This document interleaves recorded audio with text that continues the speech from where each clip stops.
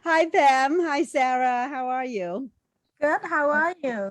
We're so excited to have Pam here with us. Pam is from Nevada, and Pam got a really great passion and her purpose in life, which we will be soon hearing from her.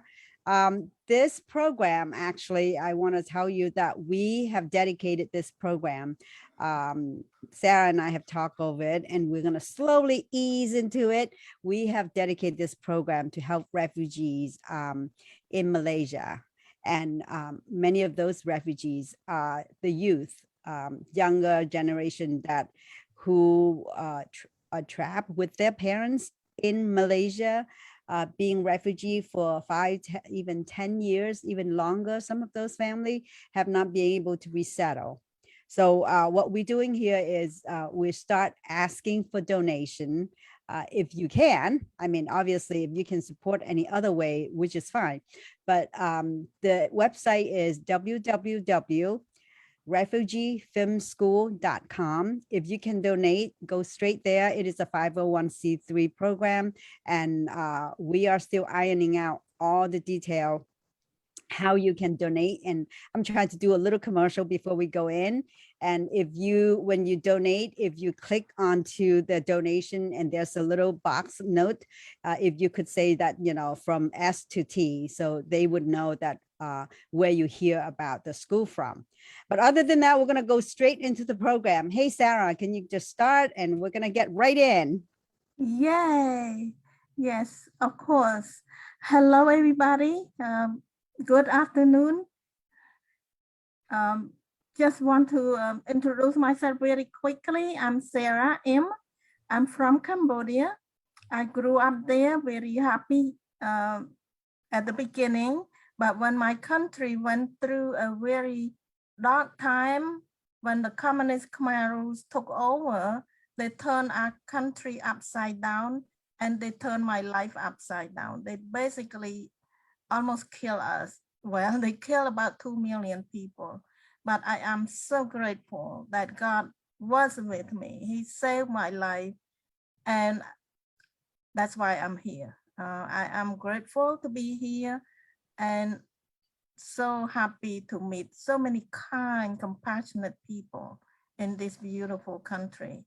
So that's all I want to say. And I story in the book is called How I Survived the Killing Fields. And I'm also out to share a message of hope and resilience to the community. So if you ever need my service or Lee's service, just reach out to us. My website is sarahim.com. Back to you, Lee. Thank you, Sarah. So I am the other side of the co-host, located here in Orlando. I am also a former refugee that came to this country 41 years ago from Vietnam, out of the boat people mass exodus that probably many of you have heard from after the post-Vietnam War. And my family has ventured out to the deep sea, encounter pirates, and go through a series of things. So I too actually get over my PTSD and have the courage to tell the story after 40 years. So to now 2019, I told the story on TEDx stage, and 2020 during the pandemic, I decided to get my memoir out. And 2021, I became a coach and also heavily involved in helping refugee overseas. That's why our program is dedicating to for that purpose, because it's so aligned with us. And many of the women or the female young girl in Malaysia who are in the refugee status need your help. They don't have much of a future because they can't go to school and they can't do anything because they don't have the citizen right. They don't have any privilege from being in a total foreign country who just hosted them. But anyhow, I am too a speaker, and like Sarah, I am bringing the message of hope and encouraging people to adapt the change during the uncertain times. right now we're facing a lot of that out there. And if you have a passion for anything, this is the time to develop that. This is the time to move forward, not looking back to our tragedy, but moving forward with hope and with many things that we can actually create for us. So today we have Pam Korgan. Pam is a person of faith, and I read her profile. She is absolutely the American poster card woman who married her sweetheart in high school, have family, grandchildren, but she didn't stop there. She dedicated her life for ministry, for helping the people who are hopeless, the people who needs help, the social economic people. And she's been dedicated her life for 50 years in a ministry called Sync, SYNC, which I love the name.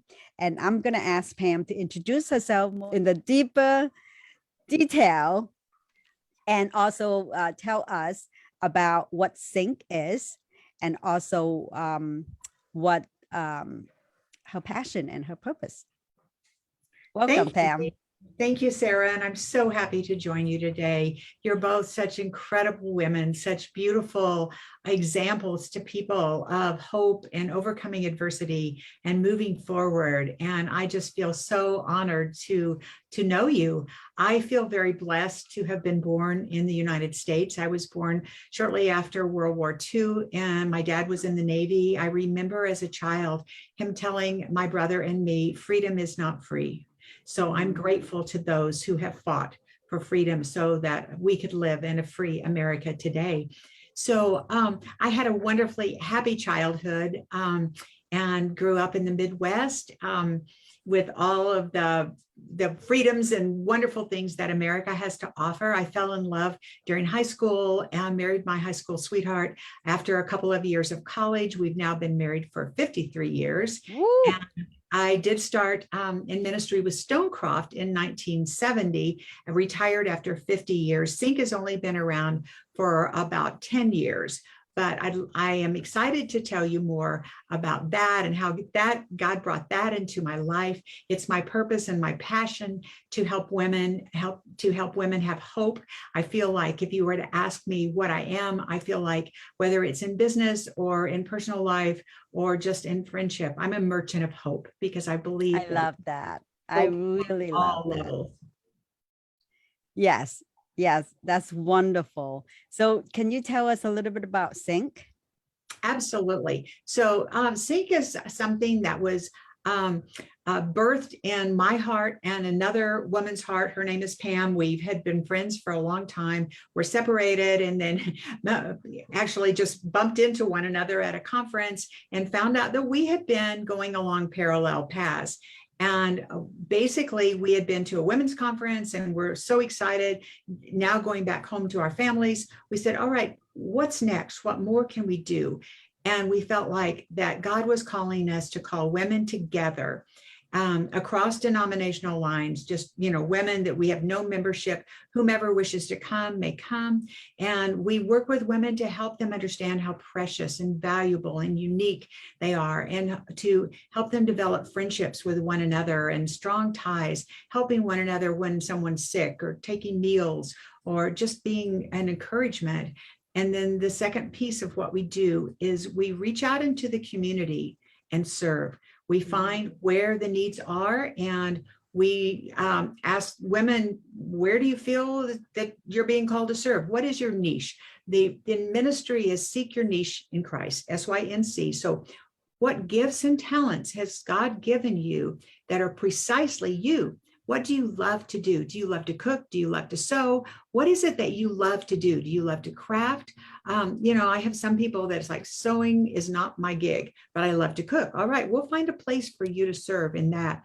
And honestly, if you're 98 years old and you have a heart to serve, I will find a place for you to serve. It might be rocking crack babies at the hospital, but if you have a heart to serve, I will find a place for you to serve. So basically, that's what we do. We connect the people that love to serve, want to reach out, want to take a piece of whatever, not a whole thing, and be able to help someone somewhere. Now, not every good idea is a God idea. We don't feel like every need should be met by us. There are some needs that come, and there are other people that have been called to serve there. So we really try to fine tune what it is that we do. And we help a variety of organizations around the Reno area and surrounding areas.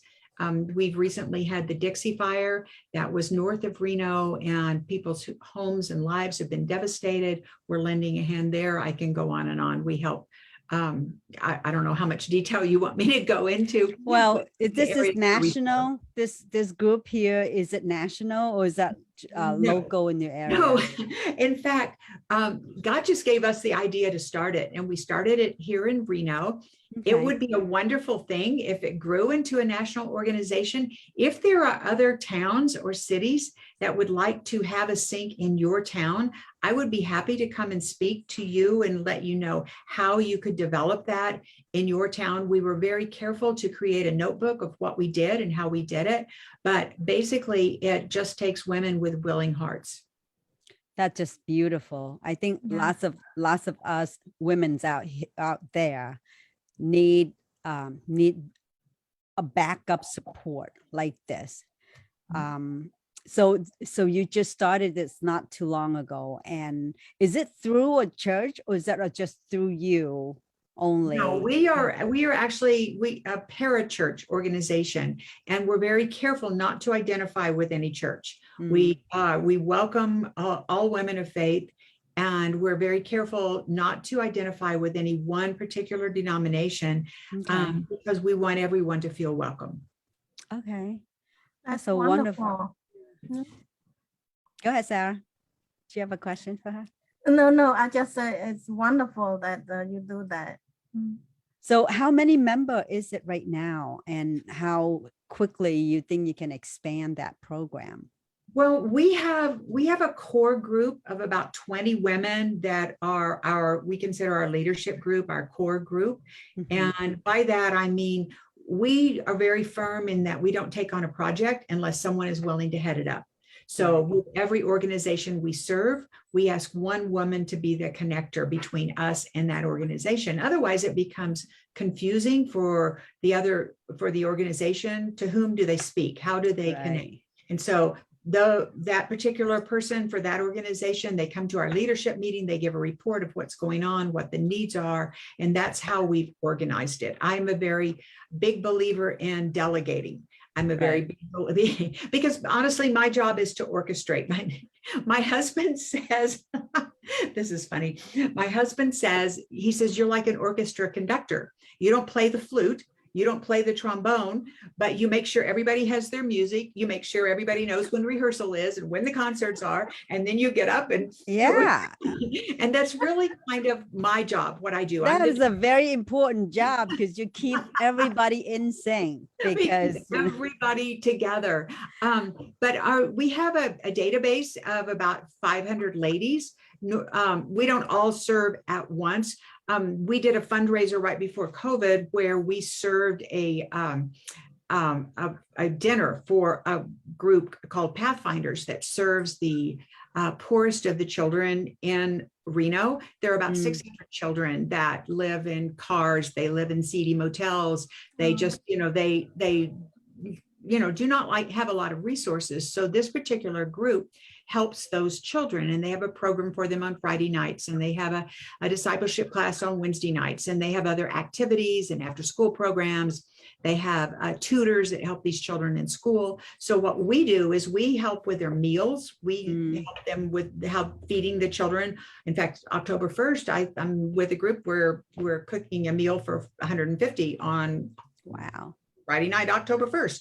But those are the kinds of things that we do. So as a group, we served their dinner. There were about 600 people at this dinner, and we had 92 of our people that went and actually served the tables. Wow. That was a way that we could help. And to be honest with you, it's fun. It's fun. Women feel valued. They feel included. They feel like they're a part of doing something special, because we were able to do something that mattered together as a group of women. Absolutely. So do you have a facility that dedicate for this mission? Do you have a grant? Like, or is everything happen at your home? I wish we had a grant. We haven't, don't quite know what to do about that. We run off donations. Our biggest expense is our liability insurance, Yeah. because I was very concerned that we have premium insurance to cover our women. If our Yeah. women go and they have someone to their home to cook a meal and somebody slips and falls and breaks their arm, I don't want that person's Right. family to be in any kind of jeopardy. So we have very, very good liability insurance. So we do have some expenses, and we run basically off of donations. We do not have a place. Most of things that happen are in my home or one of the other ladies' homes, where we organize and that kind of thing. I think that we have grown to the point in the summertime, we can meet at a park when we have large things. One of the things that we like to do is do projects. And these projects are things like back to school backpacks for children, and where we would all get together and, you know, everybody would take a child, and maybe I'll have two 11-year-old girls.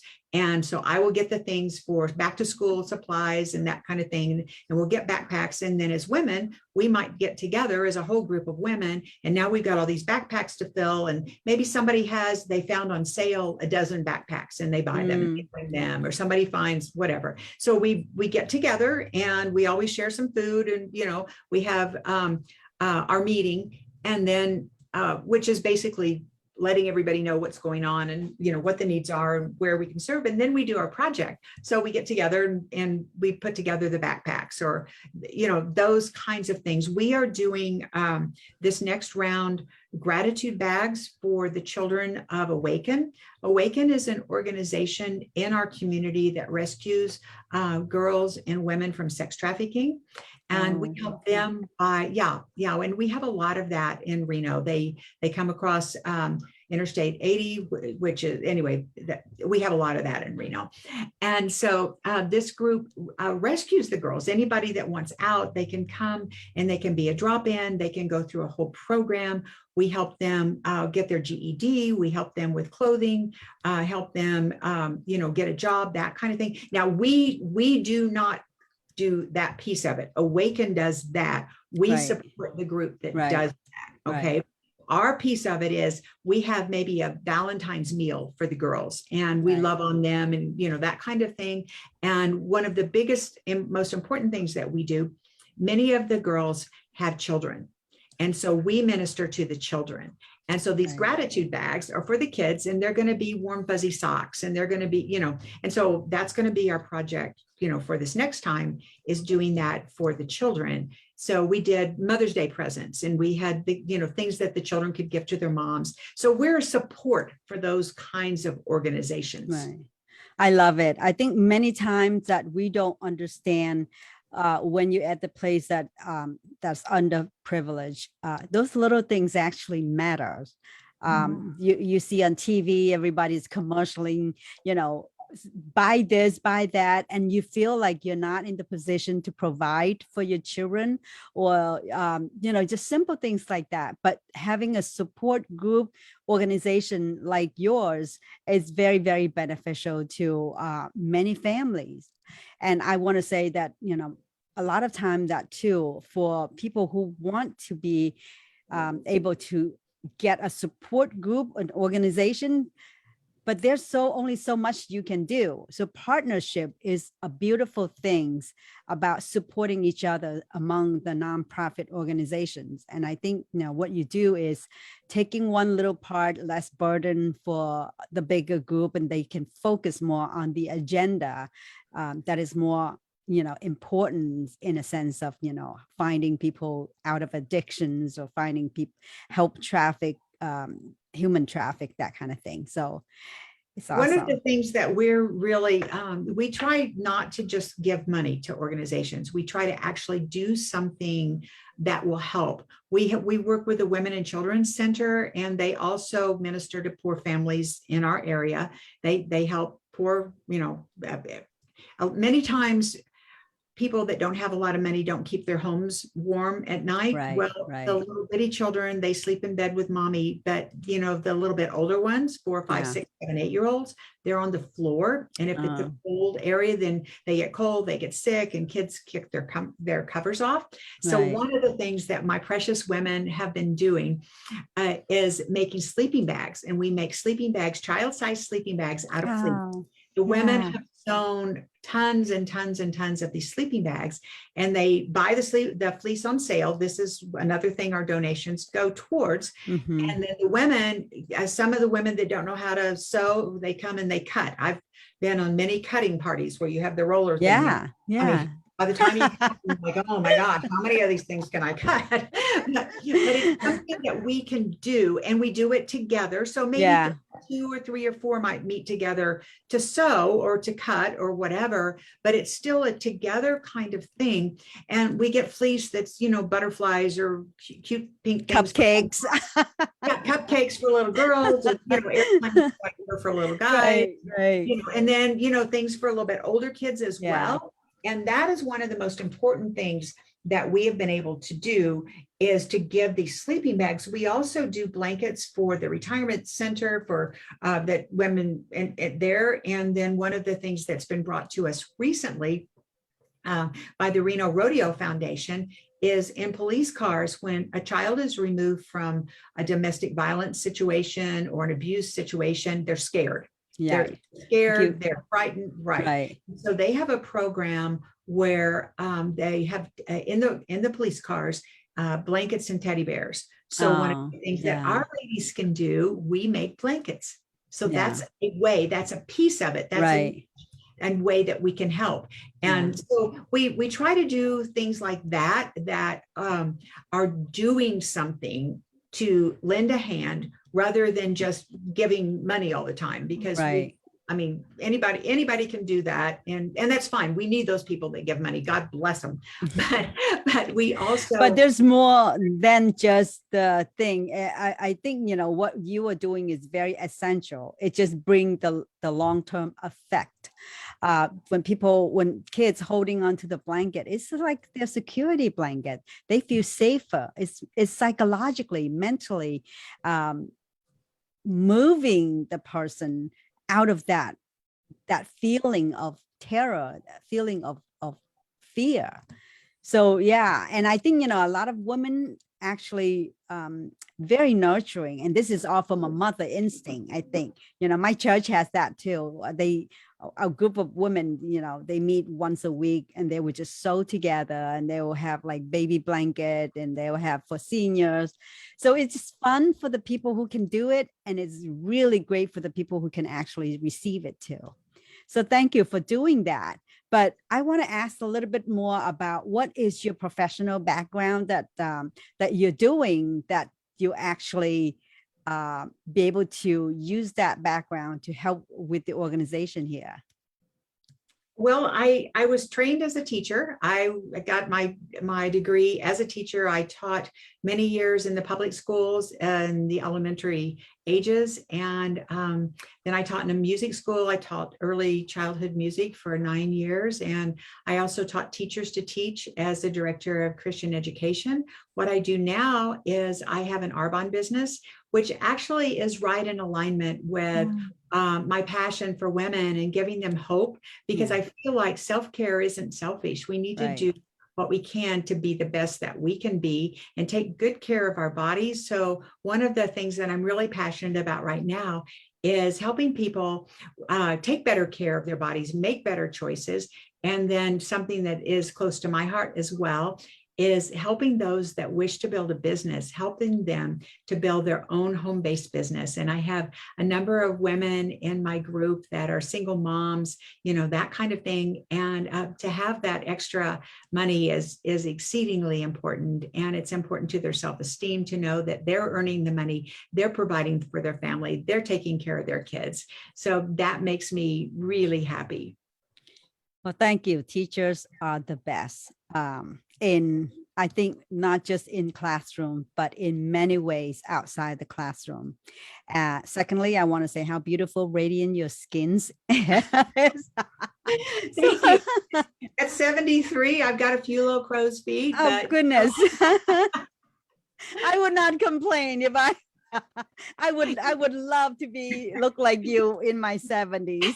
you know, it's like the white hair. My hair used to be dark and now my hair is white. People say, who colored your hair? I say, the good Lord did. And honestly, I feel like I've earned every one of these white hairs. So it's white. It's beautiful. Hopefully someday I will get there too. Right. But anyway, well, thank you so much for kind heart and your serving to humanity, and particularly in building up women's confidence. If there's somebody who actually needs some advice when they are in that part of the despair, what is one thing that you tell them that they can get over that and there's hope in the horizon for them? Well, I think, Leah, that life is about choices. And you girls both know there are many things that happen to you that you can't control, but you can control how you respond to what happens to you. And you can choose to see the sunshine. You can choose to take your eyes off the problem and look up. And I think one of the most important things that we can do, instead of looking at our circumstance and looking at our own selves, is to look out instead of in. How can I be a blessing to others? How can I help another? What need could I fill? What can I do that would make an impact on somebody else's life? How can I add value to them? And I think, honestly, that is a huge part of giving people hope, because if they have the hope of being able to help one another, right, that is a tremendous thing. If they have the hope of having a better life by making better choices, if they have the hope of life beyond, that is an incredible encouragement to people that this day is valuable. Don't waste this day, right, because it's an important gift. It is a special gift. We don't know how many days we'll have. This day was Absolutely. given to us. What are we going to do with it? Let's don't Right. waste it. I love it. I love every single thing that you're pointing out. And I think that it is so true. Life is all about choices. So many people think that they are in the bottom of the valley, but actually, if they really see the way out, they can climb out of it. Secondly, I think, I love the word faith behind you. That sign is just so very critical for people who are in the position that they don't think they have hope. I mean, faith is another thing that you need to cling on to when you in the position that you think that it's hopeless, but you got to have faith and trust in whatever the highest being that you are going to cling on to, that's looking after you and get you out of whatever trouble you're in. So I want to say thank you so much for giving us your wisdom, your service, your ministry, and everything else that you have done for mankind. Sarah, is there anything that you have for Pam before we close up? Yeah, I'd like to ask Pam, is there any advice for you to give to the children? That's a really good question, Good Sarah. question, yeah. I think I would tell children to honor your parents. Your parents are human, so they might not always be right, but they're still your folks. So honor them and seek truth. Seek truth, not your truth or somebody else's truth or somebody else's truth, but seek real truth. I am a Christian. I find truth in the Bible, but you look for truth, seek truth. And then know that there's nothing you could ever do, ever, that would separate you from the love of God, that he loves you so much. His forgiveness is always there for you. His arms are always open for you to just be snuggled up in. And then I think another thing that I would say, Sarah, is be creative. Be creative. We went to the Reno air races this last Sunday, and there was one of the planes that's an Osprey. I don't know if you know what an Osprey is, but it's a helicopter. Okay, so the rotors are up, and it goes straight up off the ground, and then the rotors went like this, and the thing went forward, and then they went like this, and the thing went backwards. It's like I tell you, somebody had to invent that, right? I mean, it Mhm. wasn't like, I mean, think of Velcro. Somebody had Right. to invent Velcro, right? Yeah. Okay. How can you as a kid, whether you're 15 and you're a computer whiz, or whether you're 5 years old, how can you use your brain to think of new things? If you're sitting in the dirt, can you take some pine needles? Now I live in the Yeah. forest. I think in Orlando, you probably wouldn't find any pine needles, but can you make a racetrack and have little cars that run around your racetrack? Or, you know what I'm saying? Use your brain and, don't depend on somebody else to always just give you information. Find it out for yourself. Right. Innovation Love it. is really a great thing to have. And talk about Yeah. Velcro. I used to thank God for whoever invented Velcro for little 2 years old boy, right? They have no patience to tie their shoelace. And then it's just like, boom, Velcro, done. You can run fast. But yeah, everything, I just love creativity. I think that's another thing. I think we have so much in common as far as thinking wise. And I really appreciate you being here, spending time with us, and tell us about your mission and your also your personal purpose and passion in life. I am pretty good. Sarah, do you have any more questions?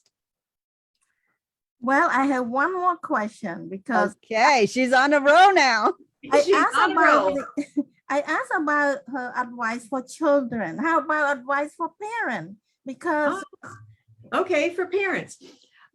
Parents, I would say, love your kids unconditionally. If they do something that just blows your mind and you're like, oh my goodness, this is so horrible and I'm so upset or disappointed, separate the behavior from the child. Let the child know that you Right. love them no matter what. There's nothing they could ever do that would separate them from your love, but you do not love their choice and you will not tolerate that behavior. And that has got to stop. I would say also take responsibility. Nobody else can do your job.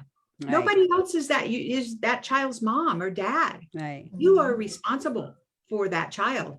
And then I think, I do a lot of stand-up paddleboarding and kayaking. And if somebody falls out of the boat or falls off the board, my job is to stabilize the board until they can climb back on or climb back in the boat and paddle for themselves. I kind of see that as the parent's job with the child. If the kid falls off the boat or falls off the board, then stabilize it until the child can get back on and start paddling for themselves again. Because here's the thing, your goal as a parent is that your child would get to 100% autonomy, right? You want them to be a functional adult. Now, when they come to you as babies, they're at 0 and you're at 100%, right? Okay, so this is a baby, this is mom and dad.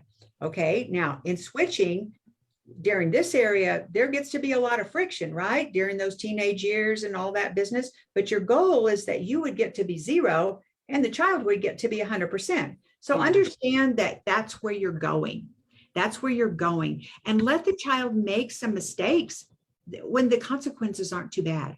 If they're a toddler and they're trying to learn to climb, let them climb on something low. So when they fall off, they just get a bump. Let them fail a course in school so they learn they've got to study harder or whatever that might be, but allow them to make some choices for themselves. And if they mess up, just sort of hide your head and hold your breath and know that, things are either a success or a learning experience, and they need some failures to be able to learn. So allow them to fail. Yeah. Well, thank you. Those are all beautiful advices. I think I've loved to hear that as a parent, and I love to hear it as a child. So you have done outstanding. Well, thank you so much again for thank you, ladies, for your time here. And we want to say that thank you so much, everyone, for listening to our Thursday video cast. And once again, we will post the refugee link down on our on our group. So anytime that you feel like you would like to help women, lots of girls in this group, students too, to get their computers, to learn about how to do video editing, to just get themselves ready. So when they grow up, they have some tools that they can use after they resettle in a sponsor country, because right now they can't go to school like any regular children. So that's why we are desperately hoping that people will check that program. It's called refugeefilmschool.com. And thank you so much. Thanks again, Pam. And we'll look forward to see everyone. Bye, Sarah. Bye. Bye, ladies. Thank you so much. God bless. Bye. Hang around.